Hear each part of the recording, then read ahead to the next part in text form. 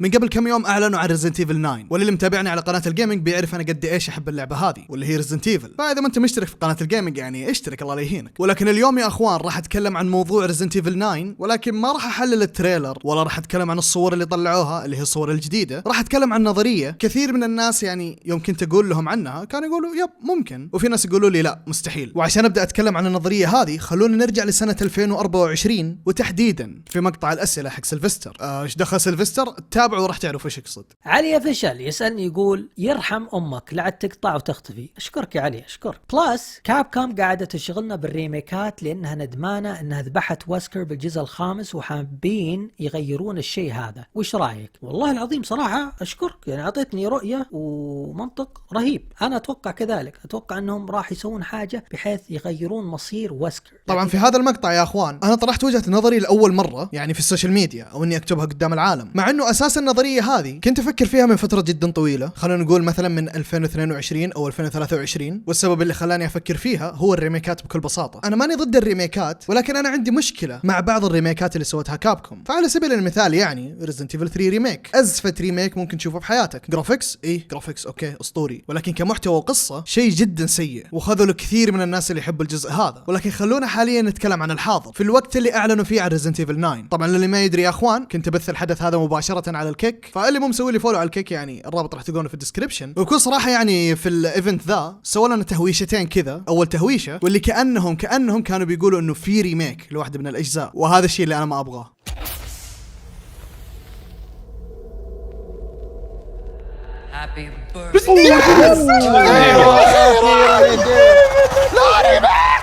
ولكن الحمد لله يا جماعة الخير عدت على خير وما كان في ريميك، ولكن قالوا انهم في احتفالية ل30 سنة بمناسبة ريزنت ايفل، وهذا الشيء برضو زعلني انه كانت بس احتفالية.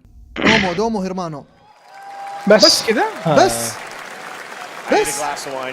خلاص رسمي. تزعل يا علي. وفعليا يا اخوان انا تحطمت مره، قلت اوكي خلاص ما في اي شيء يخص ريزنت ايفل، الى ان صار الشيء اللي في نهايه الحدث هذا، واللي كان حدث تاريخي يا اخوان بمعنى الكلمه. ريزنت ايفل ترى ريزنت ايفل مره ما هي هذا اسلوب ريزنت امبريلا يا عيال كانوا بيحطونه في كل مكان يا عيال والله ريفرنسز مره ايفلين. هي واضح لعبة كابكوم صراحة، لعبة كابكوم. راكون سيتي يا شيخ علمونا. هذا مو الانفجار اللي صار بنهاية الثامن؟ لا سيتي شكلها راكون سيتي ذي لا كانها راكون سيتي كانها يعني الا هم فجروها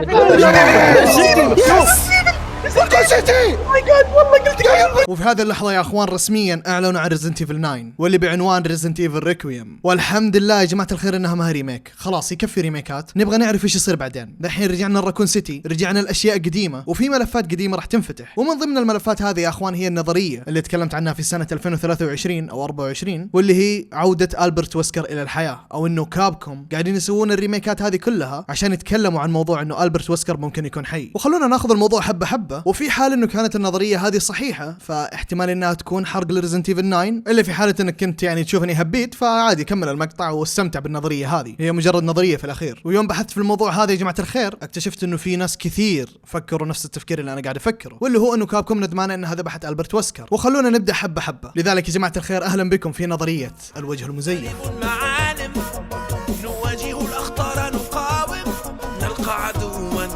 واهم شيء يا جماعه الخير اضغطوا لايك، ترى يعني في ناس كثير يشوفوا المقاطع ما يضغطوا لايك، واشتركوا في القناه. وانا يوم جيت قلت لكم انه اسم النظريه هذه هو نظريه الوجه المزيف، ترى الاسم ما هو من عندي، هذا الشيء المتعارف عليه في مجتمع ريزنت ايفل، واللي هو نظريه وجه ويسكر المزيف. فخلونا يا اخوان ناخذ الموضوع حبه حبه. كلنا نعرف اتوقع انه ويسكر واحد من مشروع ابناء ويسكر، وكلنا برضو نعرف العلاقه القويه بين ويسكر واوزويل سبنسر، وبنفس الوقت نعرف انه السبب اللي خلى ألبرت ويسكر يذبح اوزويل سبنسر هو انه ويسكر في البدايه كان يبغى يعرف من سبنسر هو ليش ما مات من التارنت في الجزء الاول. فلما اعترف له اوزويل سبنسر وقال له انت يا ويسكر طفل من اطفال ويسكر، واللي هو المشروع الخاص فيني. وللمعلوميه يا اخوان ألبرت ويسكر ما كان يعرف اي شيء عن المشروع هذا، فيوم ويسكر عرف عن السالفه راح عند سبنسر وخلاه يشوف نفسه سبكتيت يعني بكل اختصار. وهذا الكلام كله كان يصير في الجزء الخامس. فلو نرجع بالزمن ورا لاحداث جزء كود فيرونيكا بنكتشف انه في اللحظه الاخيره واللي كانت بين كريس ريدفيلد وألبرت ويسكر، ألبرت ويسكر تعرض لحادث واللي هو انه طاحت عليه حديده وانفجرت في وجهه ماسوره، واللي تسببت في انه وجهه يتشوه. وركزوا يا جماعه الخير الخير انه ألبرت ويسكر وجهه تشوه في جزء كود فيرونيكا، واللي يعتبر جزء جدا قديم قبل الخامس تقريبا ب9 سنوات او 10 سنوات. وكلنا نعرف برضو انه الجزء اللي جاء بعد كود فيرونيكا هو الجزء الرابع. فلو جينا مثلا للجزء الرابع كلاسيك وركزنا برضو على شكل ألبرت ويسكر في الكلاسيك، بنكتشف انه شكله طبيعي جدا، ما في اي تشوهات ولا في اي غرز، وحرفيا يا جماعة الخير ما كأنه وجهه تشوه في الجزء اللي قبله. وراح تقول لي اوكي يا ولد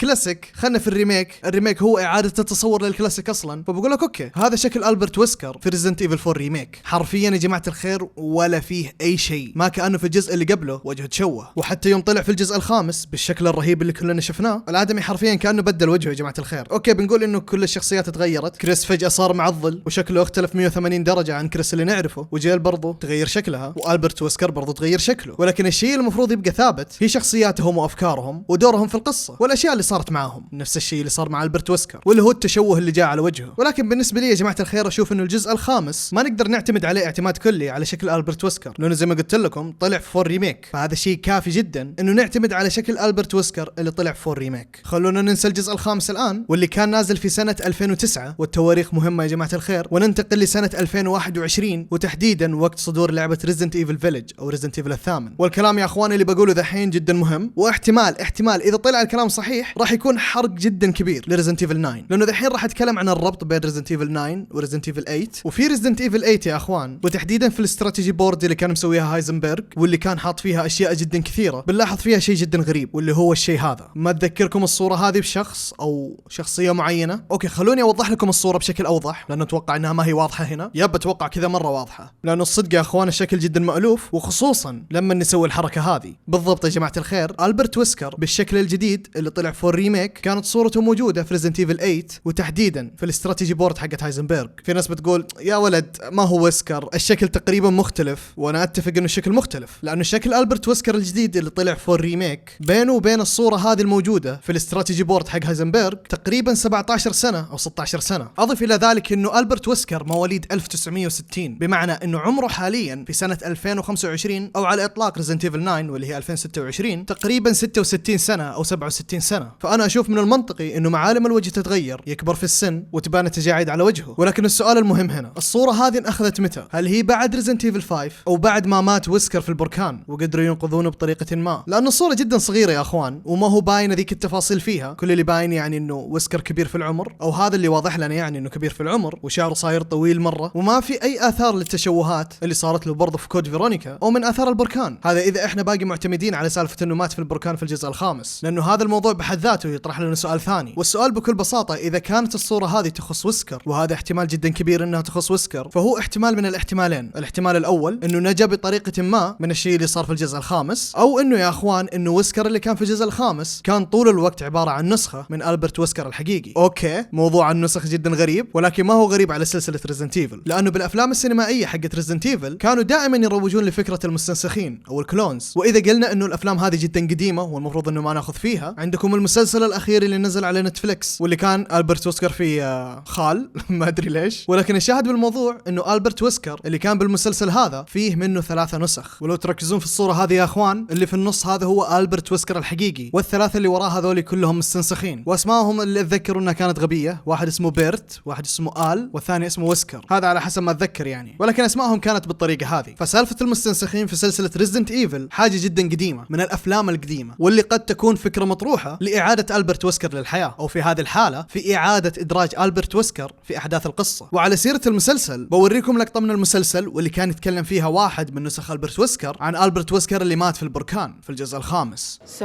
you're like what? His twin? Sort of. We're clones. Clones. There was a third one of us, Albie, but he was killed by the original Albert Wesker, our creator. Creator. We were part of like a research and development team he put together to help him. He died in a volcano. It's okay though, he wasn't very nice. Didn't like me much.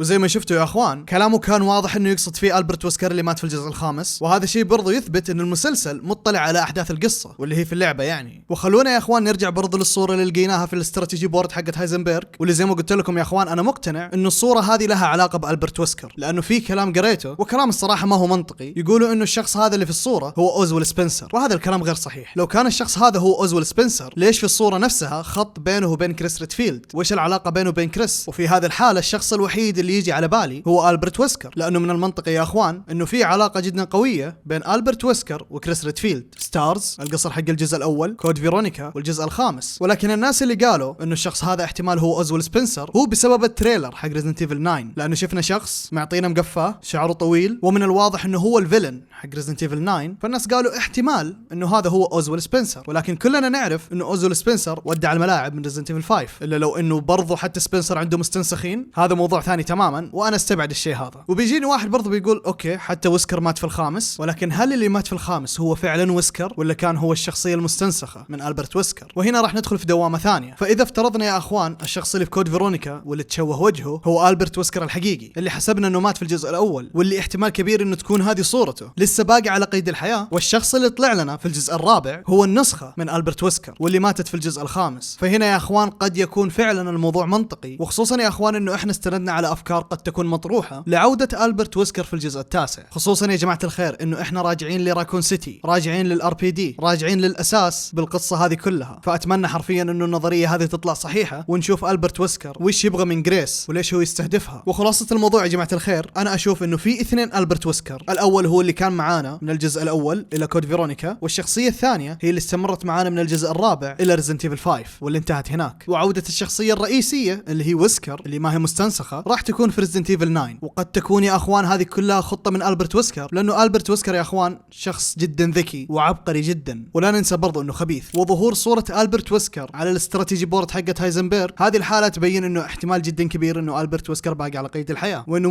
ممكن انه هايزنبرغ كان يحقق في موضوع ألبرت ويسكر، عشان كذا كان هو رابطه مع كريس ريدفيلد. او نقول يا اخوان انه الفيروسات اللي داخل ألبرت ويسكر هي اللي قدرت انها تعالج وجه ألبرت ويسكر من الحروق اللي جاته، وهذا الشيء ممكن انه ينهي النظرية هذه بالكامل. ولكن في حال كانوا المطورين يبغوا يرجعوا ألبرت ويسكر ما لهم الا النظرية هذه، لانه فكروا فيها يا جماعة الخير، شخص انحرق بالبركان بالكامل مستحيل انه يرجع يتجدد، وهذا هو مربط الفرس. وطبعا في كل نهاية نظرية لازم يكون في اسئلة، والاسئلة هذه تعتبر اسئلة مفتوحة الجميع يعني يقدر يشارك فيها ويرمي تحليلات من عنده. فاهم الاسئلة هذه يا اخوان، هل فعلا الشخص اللي في الصورة هذه هو ألبرت ويسكر؟ وهل فعلا انه ألبرت ويسكر فعلا مات في الجزء الخامس؟ وهل شركة كابكوم راح تروح للخيار الاسهل واللي راح تبرر فيه تبرير منطقي، خصوصا انه الافلام اللي مسوينها على اللعبة هذه فيها سالفة المستنسخين وتبرر انه هذا الشخص هو مستنسخ من ألبرت ويسكر؟ وتقريبا هذه كانت اهم الاسئلة اللي ودي اني اطرحها، وحابب اشوف ارائكم يا اخوان في الكومنتات، وخصوصا انه الجزء الخامس انا متاكد 100% انهم ندمانين انهم انهوا ألبرت ويسكر بالطريقة هذيك. لايك واشتراك وانشروا المقطع هذا في كل مكان يا اخوان، تابعوني على الانستغرام انا دائما موجود هناك، وتابعوني برضو على الكيك دائما ابث على الكيك ونقعد نسولف في المواضيع هذه او مواضيع ثانية. يعطيكم العافية يا اخوان على المشاهدة، نشوفكم على خير ان شاء الله. السلام عليكم.